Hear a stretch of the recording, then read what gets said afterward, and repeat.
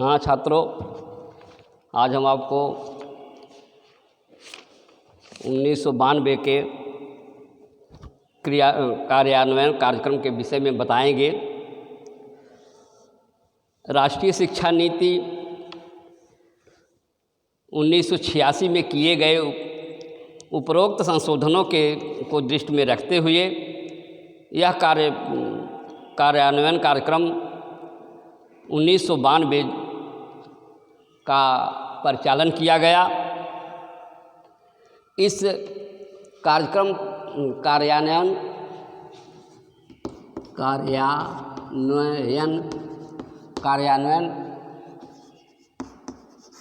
कार्यक्रम 1992 कार्यान्वयन कार्यक्रम 1992 प्रकाशित किया गया। ये सरकार राष्ट्रीय शिक्षा नीति 1986 के संशोधन एवं संस्तुतियों के आधार पर इसके कार्यान्वयन कार्यक्रम को लागू करने के लिए विशेष बल दिया। इसमें कुल 23 खंडों में बांटा गया था। इस कार्यान्वयन कार्यक्रम को कुल 23 खंडों में बांटा गया था। नंबर 1, नारी समानता के लिए शिक्षा। नारी समानता के लिए शिक्षा।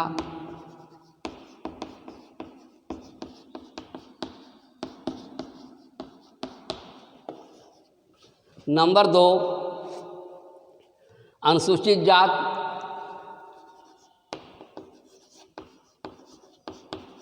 अनुसूचित जाति, अनुसूचित जनजाति,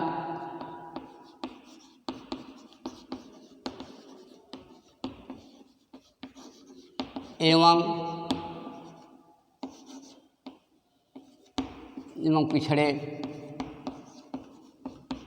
वर्ग की शिक्षा।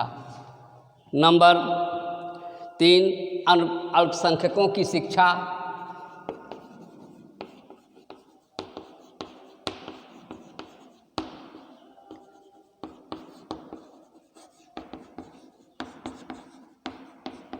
नंबर 4,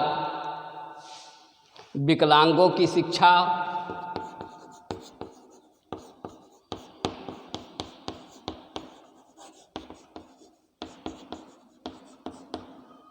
नंबर 5, प्रौढ़ एवं सतत शिक्षा।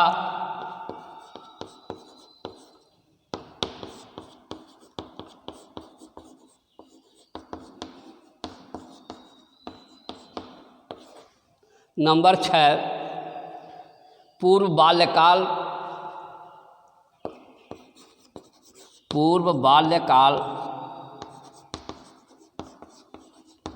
परिचर्या।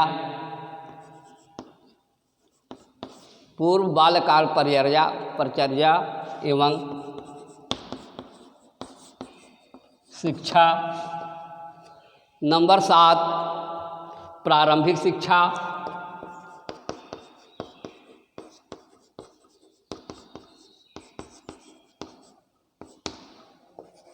नंबर 8, माध्यमिक शिक्षा।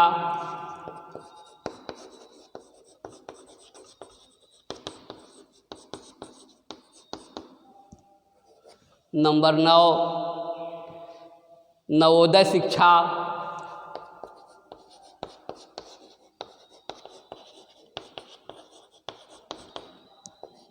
नंबर 10, व्यावसायिक शिक्षा।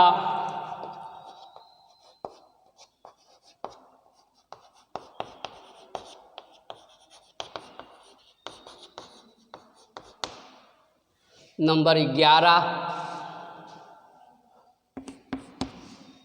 11 उच्च शिक्षा।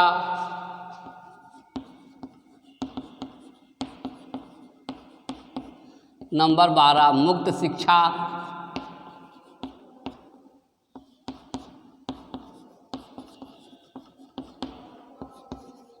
नंबर 13 ग्रामीण, नंबर 13 उपाधि की रोजगार से या उपाधि से रोजगार परक शिक्षा।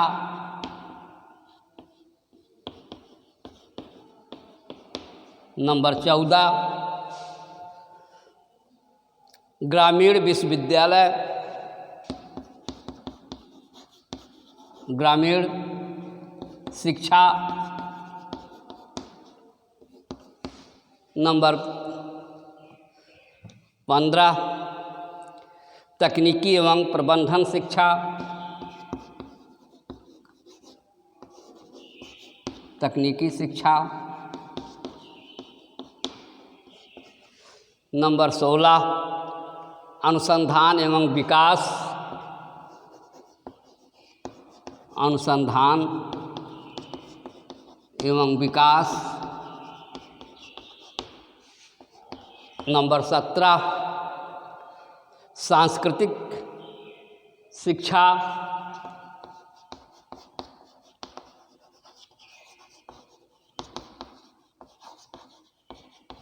सांस्कृतिक शिक्षा।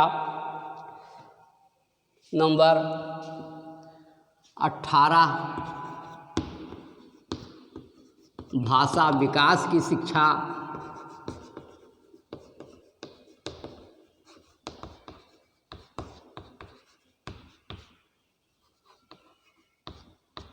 नंबर 19 जनसंचार एवं जनसंचार शिक्षा,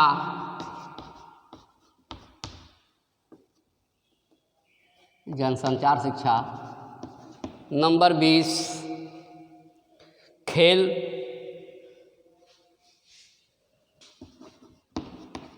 खेल शिक्षा।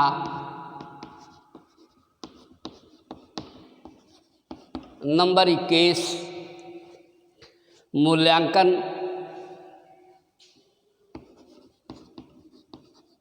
मूल्यांकन एवं परीक्षा। नंबर 22 अध्यापक, अध्यापक एवं प्रशिक्षण। और नंबर 23 शिक्षा प्रबंधन,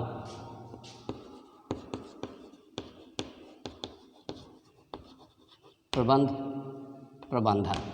तो इस तरह से कार्यान्वयन कार्यक्रम के 1992 के अंतर्गत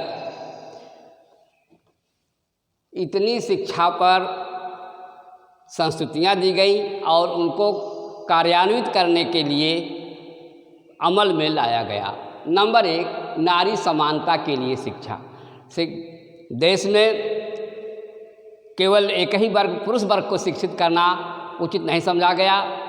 नारी सशक्तिकरण के अंतर्गत बालिकाओं को शिक्षा देने के लिए विशेष व्यवस्था की गई, उनको शिक्षा पढ़ने के लिए प्रोत्साहित किया गया, उनको समानता का अधिकार बताया गया कि पुरुष से स्त्रियों के समान ही उनका अधिकार है। नंबर 2 अनुसूचित जाति, अनुसूचित जनजाति एवं पिछड़े वर्ग की शिक्षा के लिए भी सरकार ने यह कार्यान्वयन कार्यक्रम को संचालित करने की योजना बनाई और कार्यान्वित किया। इसलिए अनुसूचित जाति, अनुसूचित जनजाति एवं पिछड़े वर्ग के आरक्षण की भी व्यवस्था की और इसके बाद इसको संचालित करने के लिए शिक्षा को समान रूप से सबके बराबर बिना भेदभाव के शिक्षा देने की सिफारिश की। अल्पसंख्यकों की शिक्षा, देखिए शिक्षा में सबके साथ समान व्यवहार करना चाहिए। अल्पसंख्यक जो हैं, अल्पसंख्यक समुदाय के लोग हैं, उनके साथ भेदभाव न हो, इसलिए उनकी जिस भी धर्म की बात, जिस भी धर्म के लोग भले क्यों ना हों, लेकिन शिक्षा जो है सबको समान रूप से देनी चाहिए। विकलांगों की शिक्षा की व्यवस्था करनी चाहिए, जैसे जो शारीरिक रूप से, मानसिक रूप से जो विकलांग हों उनको भी, या चाहे वो दृष्टिबाधित हों, चाहे मूक बधिर हों, या शारीरिक रूप से वो विकलांग हो गए हों, उनके शिक्षा की व्यवस्था करनी चाहिए। प्रौढ़ एवं सतत शिक्षा, इस 1992 कार्यान्वयन 1992 के अनुसार जो शिक्षा से वंचित रह गए हैं उनको एवं सभी प्रकार के बच्चों को शिक्षा का देने का सतत प्रयास करना चाहिए।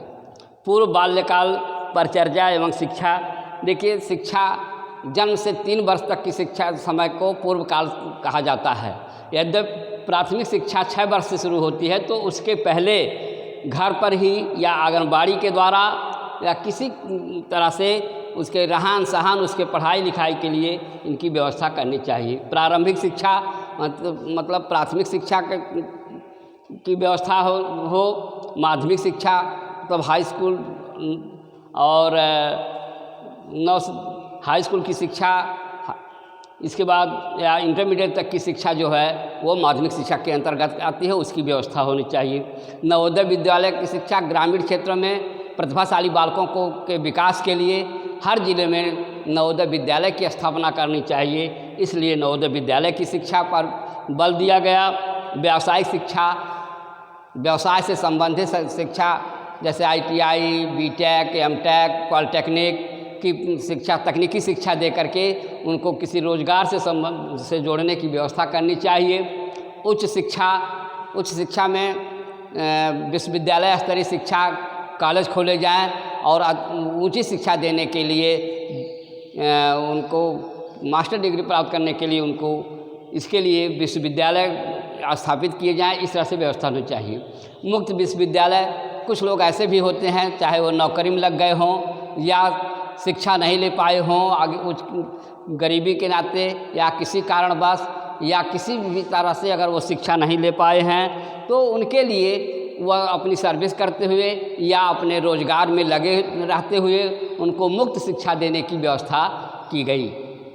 जैसे राजेश टंडन या इग्नू के द्वारा उपाधि से रोजगार परक की शिक्षा, मतलब जो लोग उपाधि ले लिए हों, जो लोग अधिक से अधिक पढ़ लिए हों, जो डिग्रीधारी हों, उनको रोजगार देने की व्यवस्था की जानी चाहिए। ग्रामीण शिक्षा, ग्रामों में शिक्षा की, गाँवों में अच्छे अच्छे स्कूल खोले जाएं, बालिका स्कूल खोले जाएं। इस तरह से तकनीकी शिक्षा, विभिन्न प्रकार की तकनीकी शिक्षा की व्यवस्था की जाए। अनुसंधान एवं विकास अनुसंधान कार्य कराए जाएं। सांस्कृतिक शिक्षा, संस्कृति के अनुसार बच्चों को सांस्कृतिक शिक्षा माने अपने कर्तव्य परायणता की शिक्षा जाए, उसमें नैतिकता के पाठ पढ़ाए जाएं। भाषा विकास की शिक्षा दी जाए। जनसंचार की शिक्षा में सभी लोगों में शिक्षा को प्रोत्साहन देने के लिए बताना चाहिए। मूल्यांकन एवं परीक्षा में सुधार करना चाहिए। अध्यापक की सामाजिक आर्थिक स्थिति को देखते हुए उनके प्रशिक्षण की भी व्यवस्था करनी चाहिए और शिक्षा में प्रबंधन की अहम भूमिका होनी चाहिए, जिससे कि शिक्षा की गुणवत्ता बरकरार रहे। और इस तरह से 23 खंडों में ये कार्यान्वयन कार्यक्रम 1992 प्रकाशित किया गया।